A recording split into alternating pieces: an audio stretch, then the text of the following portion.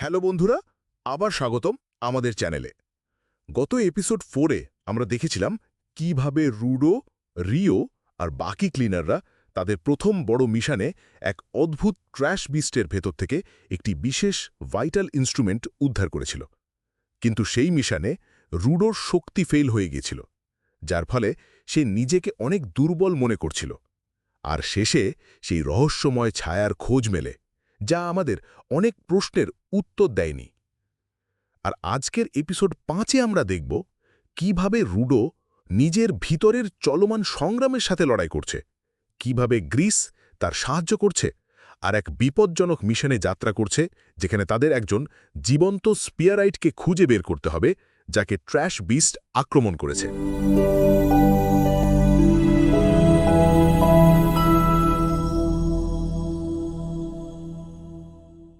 রাতের মাঝামাঝি জাঙ্কা ঘুম থেকে উঠে ক্যান্টিনে পার্টির আওয়াজ শোনে।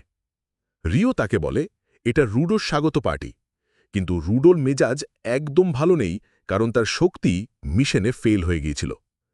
তারপর আমরা দেখি গ্রিস এসে তাকে সাহস দেয়, কিন্তু রুডো বলে সে মিশনে কোনো সাহায্য করেনি, আর ফল্লোর সাহায্য করার সময় সে বড় একটা ভুল করেছে। ছোট থেকেই সে অন্যদের প্রত্যাশায় খাড়া হতে পারেনি।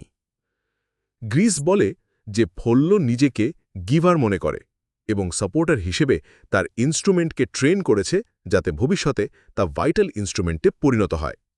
গ্রিস রুডোকে বুঝিয়ে দেয় যে সে অন্যদের প্রত্যাশার পরিবর্তে নিজের লক্ষ্যকে গুরুত্ব দেবে। হঠাৎ ইঞ্জিন এসে মজা করতে থাকে, তারপর জাঙ্কা আর রিও তাদের সাথে যোগ দিয়ে সবাই মিলে খেতে চলে যায়। অন্যদিকে গত এপিসোডের সেই রহস্যময় ব্যক্তি সেই ভাড়াটে সৈনিককে নির্যাতন করে এবং শেষে তাকে হত্যা করে। এখন সে পুরোপুরি রুডো সম্পর্কে সব তথ্য জেনে গিয়েছে এবং তাকে নিজের জন্য স্মারক হিসেবে রাখতে চায়। পরের দিন সেমিউ নতুন মিশনের জন্য জাঙ্কা, অনেক সাপোর্টার আর রুডোকে ডাকে। একজন ব্যবসায়ীর কার্গোতে ছিল একটা জীবন্ত স্পিয়ারাইট, যাকে ট্র্যাশ বিস্ট আক্রমণ করেছে।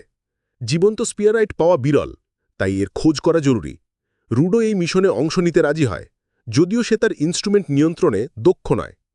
রাস্তায় রুডো জানতে পারে গ্রিস কোনো অস্ত্র ব্যবহার করে না, শুধু আত্মরক্ষার জন্য একটি ছোট ছুরি রাখে আর প্রতিটি মিশনের আগে তার সেফটি অ্যামুলেট ধরে প্রার্থনা করে।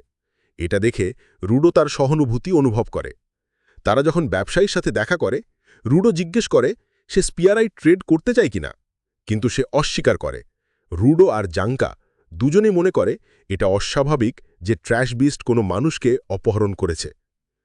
তারা একটি ভবনে প্রবেশ করে, যেখানে একজন ব্যক্তি চেয়ারে বসে আছে। মহিলা চিৎকার করে বলে যে সে স্পিয়ারাইট, কিন্তু কাছ থেকে দেখলে বোঝা যায় সেটা শুধু একটি পুতুল। হঠাৎ মাটি ধসে সবাই একটি গভীর গর্তে পড়ে যায়। ব্যবসায়ী বলে যে রুডো নিজেই সেই স্পিয়ারাইট যাকে সে চায়, তারপর সে কাদা হয়ে যায়। এরপর 2 রেডার আসে, যারা এক নিষ্ঠুর ডাকাত দলের গিভার। রুডো আর সাপোর্টাররা পালানোর চেষ্টা করে, আর জাঙ্কা তাদের মোকাবিলা করে। সে তাদের উপহাস করে কেন তারা রুডোকে চায়, কিন্তু তারা বলে তারা জানতে চায় রুডো কিভাবে সীমান্ত পেরিয়েছে, যা জাঙ্কার কাছে অজানা। মহিলা তার ইনস্ট্রুমেন্ট দিয়ে কাদার পুতুলের সৈন্য তৈরি করে আক্রমণ করে।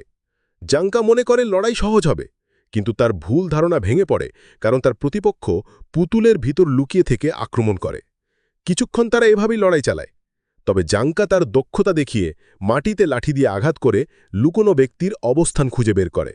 মাত্র 2 আঘাতে সে তাদের পরাজিত করে, কিন্তু যখন সে বিশ্রাম নিচ্ছে তখনই আগের রহস্যময় রেডার তার পেছনে এসে উপস্থিত হয়, যে আগে থেকেই রুডোর খোঁজে ছিল।